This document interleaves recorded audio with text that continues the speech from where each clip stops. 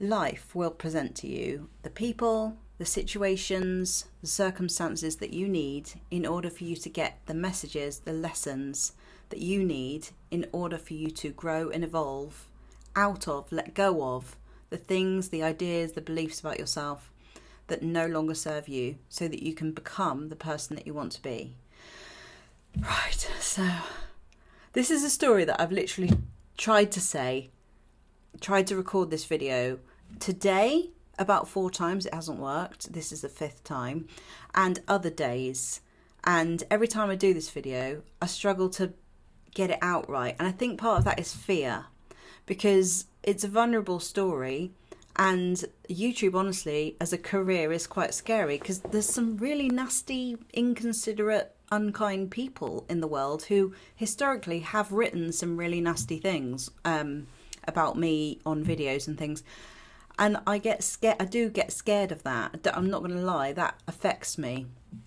And luckily, most of the time, the comments on my videos are really, really supportive and really, really nice. But it doesn't stop me from having that fear of, what if they think this? What if it's perceived in a different way than what I mean? So anyway, that exact loop of doom keeps people from being who they really are. And it kept me from being who I really am. Not just in my relationships, right? Because that's what I've talked about a lot. Obviously, how that happens, and when we lose connection to ourselves in relationship, then the relationship is on very, very shaky ground. But it also happens in other areas, and for me, the other area was YouTube. The other area of my life where I have been in the past very prone to losing myself. And you might have noticed a shift in my content, this message about self-abandonment that I'm going on and on about, and me posting other things about my life, being creative, songwriting, lots of other things. Because I found myself, especially in times of pressure, like when I was pregnant, for example, I was already depressed. And I didn't really know that I was depressed. I just knew that something was wrong. I had antenatal depression because of the circumstances I was in. I kind of already knew that that relationship was not going to work. But being pregnant, and it was a really, really difficult time. Being pregnant was all I'd ever wanted. Well, I just really wanted to be pregnant. I had 4 miscarriages. So I was so sad that I was in this situation where I kind of knew that that relationship wasn't going to work. I still wanted it to work. I still hoped it would work. But I really knew that it was very difficult making it work, and that I was really the only one who was invested in healing it. And that was really, really hard. So to be pregnant and to have wanted that for so long, to really know that it was actually quite a sad circumstance for that to happen, was the hardest thing that I've ever been through in my life, on top of an enormous amount of financial pressure. So, obviously I haven't really talked about this on my channel, but there's been struggles that have meant that I was at times, and have been at times, under enormous financial pressure. When I made this business, I knew nothing about business, nothing about money. Nothing. I honestly didn't. I made so many mistakes. And so there was a period of time where I was really massively catching up with myself. And during my pregnancy was one of those times. And I wanted to have enough money to be able to have a maternity leave. Long story short, I didn't make enough money to be able to have a maternity leave. And what that led me to was my career is on YouTube. My career, the way I have had earned money for years before that was I post videos, I run courses, and this is what I do. And I felt like, oh, okay, well, what I've got to do then is I've got to do something else. I've got to make another video. I've got to find something that goes viral. And it became all about the bloomin' algorithm more than my authentic truth. I went from like openly loving sharing content ideas, wanting to share these messages, wanting to help people because I had something really, and not to say that I didn't want to help people, but there was a big push behind me going, you're in Survivor, you're about to have a baby, you're not going to have a maternity leave, and you're already exhausted, so you've got to make money, right? So I felt I was in survival and had to make money. And so that made me post videos. I've deleted so many of them now from then. Deleted so many videos from that time because I was just like pushing content that I felt other people wanted rather than like what I wanted to say. I lost myself even more than I was already lost, right? So YouTube just wasn't helping me come back to myself at all, because it was like all I had. Like I'd lost myself in the relationship, my hobbies, my interests, my things that I was doing for myself, they were all like erased from that relationship. And all I had left was the fact that I was going to have a baby and that I had a YouTube channel. And it felt like everything was wrapped up in that. And so I tried to make it feel okay, but it didn't. And it was like I say, the absolute hardest time in my life. I'm never going to get that pregnancy back. I'm never going to be able to redo it. I'm always going to remember it as it was, which was very hard, as was having a baby in that state of overwhelm. Like, it was so sad the way that I felt. I didn't feel those joyful, like, amazing feelings that people have. I was so depressed, and I felt this pressure to still show up to my channel. Oh no, I don't think I'm going to cry, because I've been through this story so many times, but it does still feel like I can't believe, I don't know how I got through that. Like, I had the baby in a state of absolute overwhelm and survival, and 1 month later went back to doing it when my whole body was saying don't. And that's why recently I had a break. I had like months and months off, because I was like, I didn't have that break when I was pregnant. I couldn't. I was in survival, and I felt so shit about it, because it was so like, this isn't right. Like, I don't want to do something to make money. I just want to do it because I want to do it. But because I was exhausted and like, you know, basically there was no space between all the lessons that I learned and me being able to implement them in my own life, set the boundaries. And then I was just in a really bad way. And that's why I had to really take a step back from, especially the content that I was doing before. That's long gone. I don't recognize that person anymore at all, who's talking about manifestation and attaching yourself to, you know, they talk about not attaching yourself to the outcome, but all the manifestation content out there is like, you will manifest this if you detach from the outcome, but the goal is to get that thing. So it's like really contradictory, and the mental health problems that I saw in doing that, I could not do it anymore. So it was like, basically, my relationship crashed and burned in front of everybody, which was the foundation of the channel.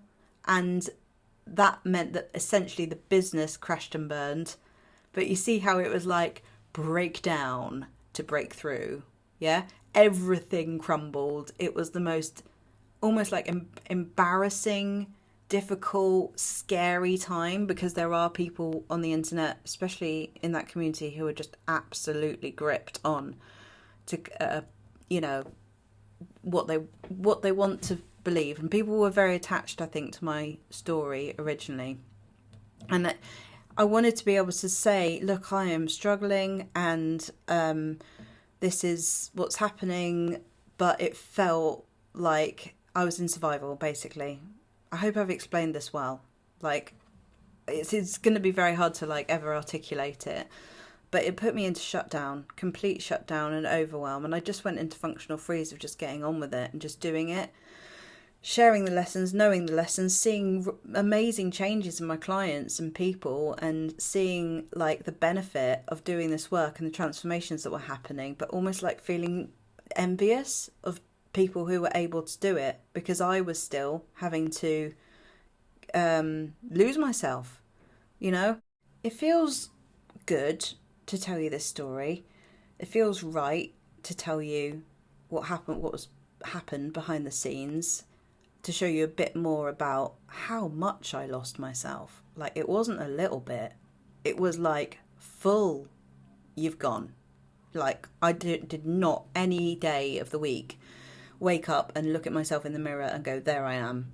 Like, the only way that came back is through making some really hard decisions, you know, like really, really hard, radical decisions, like all the ways that I was like kind of, you know, for example, letting my ex in so that it would be nice for him and for my son, like had to do things that were actually, no, this is just for me. I need better boundaries than this. I need less calls in the week, less time thinking and obsessing about that, more time with friends, more time doing something creative, more time thinking about anything but emotions. The other thing as well that's like hard about having a YouTube channel that's sort of based on talking about quite heavy emotional stuff. I know people are struggling. I know there's a lot of like sadness and a lot of vulnerability with the people watching it. And that makes it sometimes quite heavy to be that person all the time who kind of somehow has it figured out. And there were times where I'd learned some lessons, I was able to share them from the lesson and not the wound. But sometimes I was like in the thick of my own grief, like in the thick of like my own struggle, still wanting to be that person, still performing in a way because I thought I had to, you know? So like I'm sharing this now from a place of reflection, realizing where I went wrong, sadness, real sadness that this happened, but also like relief that I can look back at it and say what happened, because now I'm sharing more things that are more like, this is me, this is my life, this is what I'm doing, this is how I'm rebuilding my life, these are the things that worked. Creativity, oh my god, like it was lost when I was overwhelmed. It felt lost, but obviously we're never really lost. We get buried, and I was absolutely buried in overwhelm. It is still like the saddest thing like of my life that I wasn't really mentally or emotionally there for the pregnancy or the first year of my son's life. Like I was practically there, but because I'm like I'm full of love. Like I am so full of love. So to not be able to be anything but numb during that time was like really, really sad. And I'm like, luckily now my connection with Noah is so much better than it was. It's so much, I'm just so proud of like how far I've come and how far we've come. And, you know, like we laugh, we dance around the house. This house is safe. This house is happy. This house is what I wanted it to be, you know? And he is growing up in a happy, safe environment. And that is all I wanted for him. And for me, obviously, you know? So I'm really proud of that, despite how utterly devastatingly hard it was, you know, to get here. And don't get me wrong, oh my god, I still have days where I'm like, okay, hello grief, or hello whatever that response was, you know, because it's not linear, is it? But you know, there's so many things to look forward to. I'm auditioning for another show soon, and I think it's going to be harder to get a really good part in it because it's a bit more of a professional one. But I'm going to audition, and I've just announced my new course, which is called the Self-Abandonment Trap, which is what it is. And the reason why it's a trap is because it's so scary. Like I experienced, like the trap was in the fear of what people would think of me. The trap was in the fear of letting people down. The trap was the fear of what's on the other side of me dropping this role. Like, what do I do on the other side of it? And that was absolutely terrifying. I can describe it no other way than utterly terrifying. So, yeah, when you're in survival, you're in survival. And it just, life will help you to get free if you are brave enough to take the steps towards the you that you want to be. Even if it risks losing people, even if it risks letting people down, even if loads of people comment on this video and say, I don't know what you'd say about it, but trust me, there'll be someone who wants to say something. And, you know, it's about being, Brené Brown describes it really well. She's like, if you are sharing your life, or you're being vulnerable, no matter whether that's online or offline, you have to save a seat for not only the supporters, but for fear, comparison, and what's the other thing? Fear, comparison, and judgment, or whatever it was. They'll always be there. You can't avoid it, but you don't have to take on what they say. And that's not to say you disregard people's, like, you know, positively constructive feedback, because I do read the comments, and I do like listen to what people want to hear, don't want to hear, how I could have improved that, where I was waffling, whatever. You know, I do listen to that sort of thing. And the same with my coaching, and the same with my group stuff. If people have got feedback for me, whether it's positive or negative, I do want to hear it. But it's when it's sort of like malicious, or, you know, clearly you don't think that there's a human on the other side of it, that's when you have to ignore it. But the other thing she was saying is, if you're taking advice from someone who you don't respect, or who's not sharing as vulnerably as you are, you shouldn't take that advice. Take it on, you know? So, yeah, this is like, you know, it's not a rebrand, as someone called it. It's like another evolution. Like, if you've been here for a long time, you've seen me evolve many, many times, and that's been terrifying for me to do, like, honestly. But this is more in alignment with who I am now than ever before. And so you're going to see me having more fun. You're going to see me doing more things. You're going to see me being more creative. All of these things, because those were the parts of me that got sidelined while I was like under an enormous amount of pressure. And don't get me wrong, being a single parent is pressure. And I don't know how it looks, but it's not like it's always easy to do that, right? Being a single mum means I'm the sole earner of this house. So I have to find a way to make that work. And nothing works when you're out of alignment. Nothing works when you're not being honest with yourself, right? When I was trying to make money before, it was literally like banging my head against a brick wall. Like, it's the same with trying to get love. Like, if you try and get it, it doesn't happen. But if you try and like be honest, just be where you are, accept where you are, like, doors open, you know? So I hope you found this video useful. If you've got any questions about what I do, if you'd like to sign up to the self-abandonment trap, or have a look at it, there's all the information about the modules in there. You can get a discount code from it if you get the How to Stop Losing Yourself in Love course, or if you join the living room.